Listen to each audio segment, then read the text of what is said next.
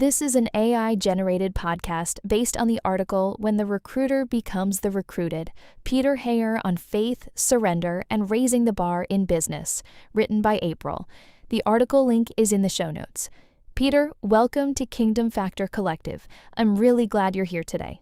April, thank you so much. I'm genuinely excited to be here and just to share what God's been doing, so let's go. Let's go. So I want to start at the beginning. Not your career beginning, but maybe the most important one. You've talked about a moment on a jail cell floor. Can you just take us there? Yeah, I can. I accepted Christ at 10 years old. I was active in young life through high school, and then I went out to conquer the world on my own terms. I thought I was all that in a bag of chips, until I was not. Alcoholism, which I did not even know ran through my family, cost me a marriage. It nearly cost me everything, and it was on that jail cell floor that God found me again, or more precisely, that I finally stopped running. He rescued me from the pit. I mean, those words, they carry themselves, you know? That's heavy in the best possible way. And what I find so compelling is that moment didn't end your story. It kind of became the foundation of it. How did that translate into the work you do now? So here's what happened, and I love this because it's almost funny. My name is Peter I. Hayer. I am a recruiter. I am not sure I really had a choice. But what that experience gave me was a completely different lens.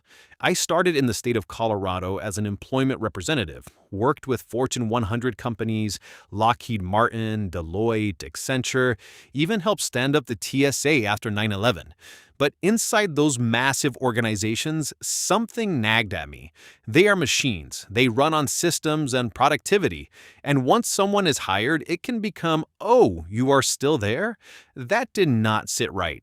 Deep in my heart, I knew my greatest value was to small and mid-sized businesses, where a new hire still feels like a person, not a cog. And that's where Hayer Expectations comes from. I love that name. There's a double meaning in there, right? Absolutely. I raise the bar. My expectations are up here.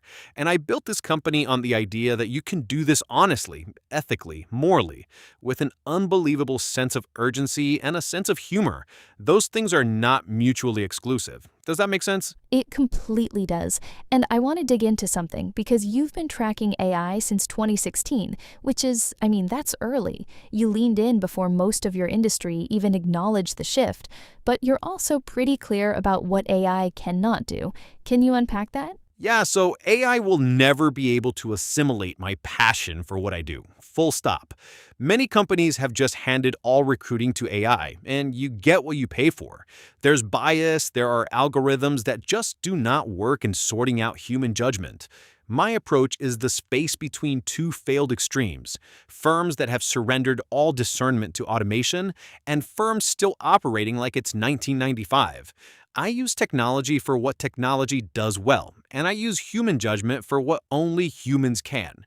My motto, before it was officially my motto, was, let me go find the people who do not even know your company exists. Let me be the hunting dog, the sleuth, the investigator. I love that framing.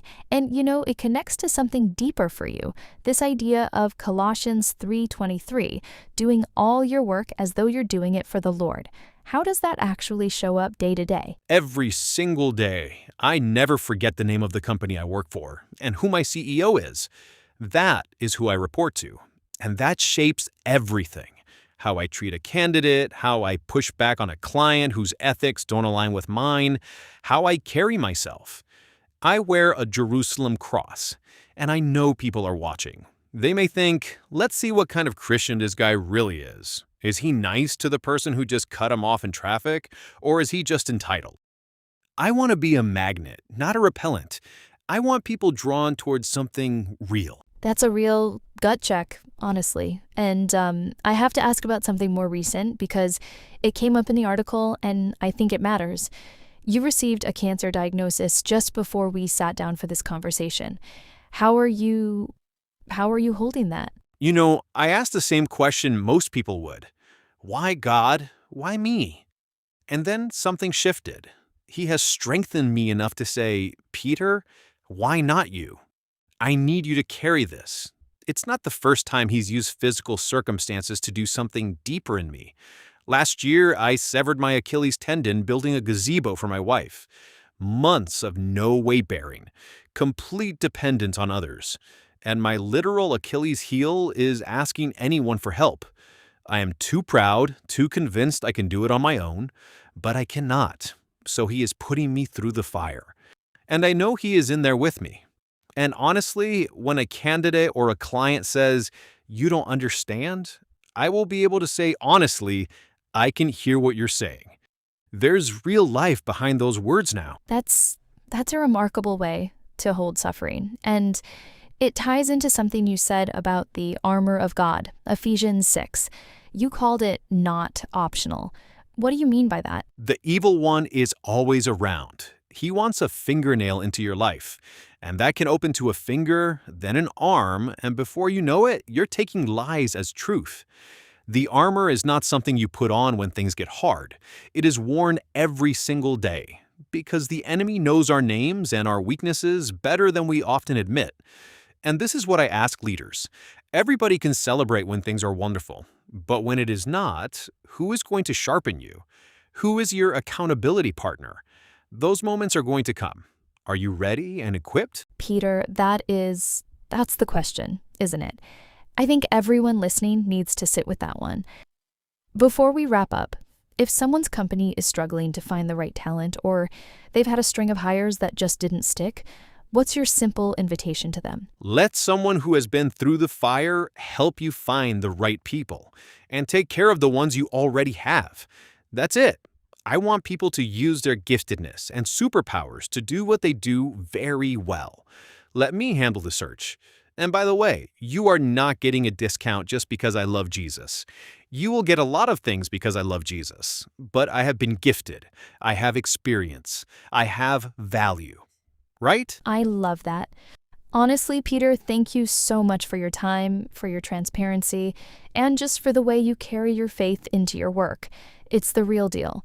For everyone listening, the article this episode is linked in the show notes, along with Peter's website for hair expectations. Go check it out. We'll see you next time on Kingdom Factor Collective.